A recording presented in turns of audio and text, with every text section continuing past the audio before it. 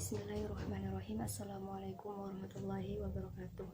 Saya atas nama Sita Masyita, NIM 20200960111753, Prodi PAI non-reguler, semester 2 di Institut Agama Islam Al-Qadiri Jember. Baik, tujuan saya di sini untuk mempresentasikan tentang muhkam dan mutasyabih pada matkul ulumul Quran yang diampu oleh dosen Fikri, Bapak Fikri Farihin MPDI. Pengertian muhkam dan mutasyabih. Muhkam berasal dari kata ihkam yang secara bahasa berarti kekukuhan, kesempurnaan, keseksamaan, dan pencegahan. Akan tetapi semua pengertian tersebut kembali pada arti dasarnya, yaitu pencegahan. Seperti pada kalimat ahkam di ahkam al-amr, yang berarti dia menyempurnakan suatu hal dan mencegahnya dari kerusakan.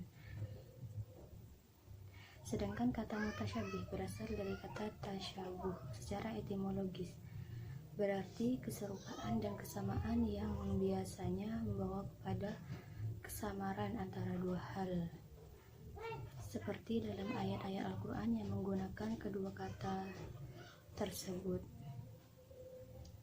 Contoh, alif lam ra, kitabun uhkimat ayatuhu summa fussilat min ladun hakimin khabir. Artinya, alif lam ra, inilah suatu kitab yang ayat-ayatnya disusun dengan rapi serta dijelaskan secara terperinci, yang diturunkan dari sisi Allah yang maha bijaksana lagi maha tahu. Quran Surah Hud ayat 1. Contoh lain, Bismillahirrahmanirrahim. Allahu nazzala ahsanal hadithi kitaban mutasyabiha. Artinya, Allah telah menurunkan perkataan yang paling baik, yaitu Al-Quran yang serupa atau mutu ayat-ayatnya lagi berulang-ulangan. Quran Surah Az-Zumar ayat 23. Kedua contoh ayat di atas terkesan menimbulkan pemahaman yang berbeda. Untuk itu, Ibnu Habib An-Naisaburi berpendapat bahwa Al-Quran seluruhnya muhkam berdasarkan ayat pertama, dan Al-Quran seluruhnya adalah mutasyabih berdasarkan ayat kedua. Menurutnya, ayat pertama adalah muhkamnya Al-Quran adalah kesempurnaannya dan tidak adanya pertentangan antara ayat-ayatnya. Sedangkan maksud mutasyabih pada ayat selanjutnya adalah menjelaskan segi kesamaan ayat-ayat Al-Quran dalam kebenaran, kebaikan, dan kemukjizatannya. Pendapat ini juga sama seperti yang dilontarkan oleh Muhammad Hasbi As-Siddiqi, bahwa Al-Quran semuanya muhkamah. Jika dimasukkan dengan kemuhkamahannya, dilihat dari komposisi lafadznya dan nilai estetika nabamnya, sungguh sangat sempurna. Ia juga mengatakan bahwa seluruh Al-Quran mutasyabih. Jika dikehendaki kemutasyabihannya, yaitu kemutamasilan, serupa atau sebanding ayat-ayatnya, baik dari aspek balaghahnya maupun i'jaznya. Secara istilah atau terminologi, kata muhkam dan mutasyabih menimbulkan banyak tafsiran di kalangan ulama. Di antaranya, al-muhkamat adalah ayat-ayat Al-Quran yang diketahui maksudnya baik karena kejelasannya atau karena ditakwil, sedangkan al-mutasyabih adalah lafal yang hanya Allah sendiri yang tahu maksudnya, seperti datangnya kiamat, keluarnya Dajjal, dan huruf muqatta'ah di permulaan surat-surat. B. Al-muhkamat adalah ayat yang jelas maknanya, sedangkan al-mutasyabihat adalah kebalikannya. C. Al-muhkamat adalah ayat yang tidak bisa ditakwilkan kecuali dengan satu kemungkinan, tidak ada takwilan yang lain, sedangkan al-mutasyabihat adalah ayat yang mempunyai banyak takwilan. D. Al-muhkamat adalah ayat yang maknanya bisa dijangkau akal, sedangkan al-mutasyabihat adalah kebalikannya. Al-muhkamat adalah ayat yang maknanya bisa berdiri sendiri, sedangkan al-mutasyabihat adalah ayat yang tidak bisa diartikan kecuali disandarkan pada ayat yang lain. Al-muhkamat adalah ayat yang menerangkan kewajiban, ancaman, dan janji-janji, sedangkan al-mutasyabihat adalah ayat-ayat yang menerangkan cerita dan perumpamaan-perumpamaan. B. Sikap para ulama terhadap ayat-ayat muhkam dan mutasyabih. Para ulama berbeda pendapat tentang apakah arti ayat-ayat mutasyabih dapat diketahui pula oleh manusia atau hanya Allah saja yang mengetahuinya. Pangkal perbedaan pendapat itu bermuara pada cara menjelaskan struktur kalimat ayat berikut.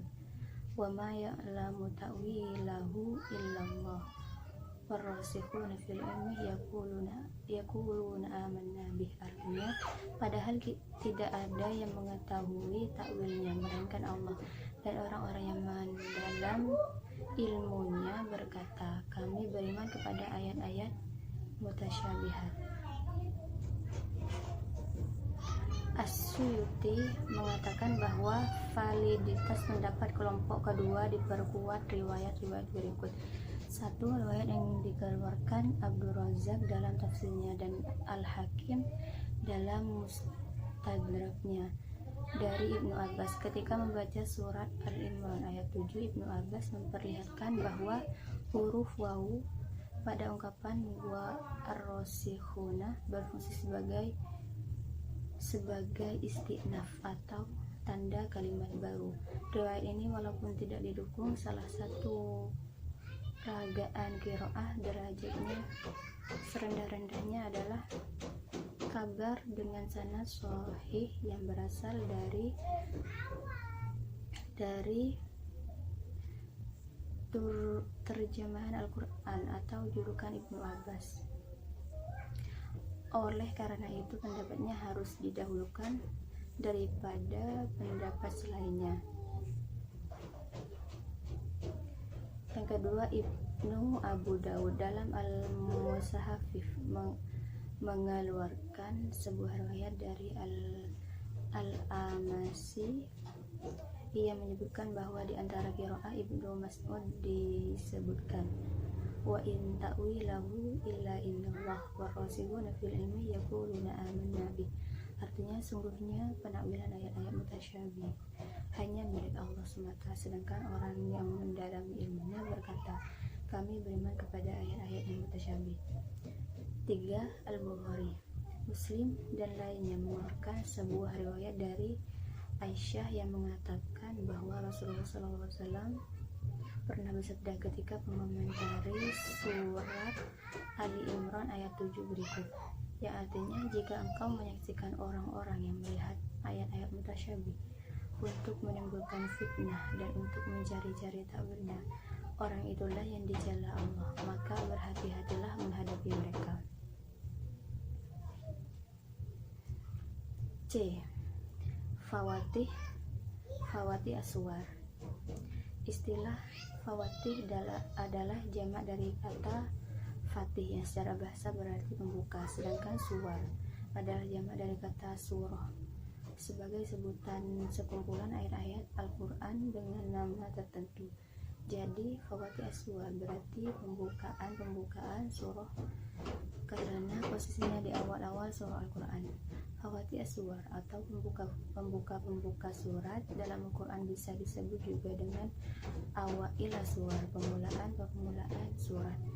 Al-huruf al-muqatta'ah atau penggalan huruf-huruf, atau yang dalam terminologi sarjana barat sebagai huruf-huruf misterius atau the mystical letters of the Quran. Dalam pandangan As-Suyuti, huruf al-muqatta'ah dikategorikan sebagai ayat-ayat mutasyabihat. Oleh karena itu, para ulama berbeda pandangan dalam menakwilkannya dan menafsirkannya. Sekian dari saya, mohon maaf apabila ada kesalahan dalam ucapan dan tutur kata saya. Wabillahi taufiq wal hidayah. Wassalamualaikum warahmatullahi wabarakatuh.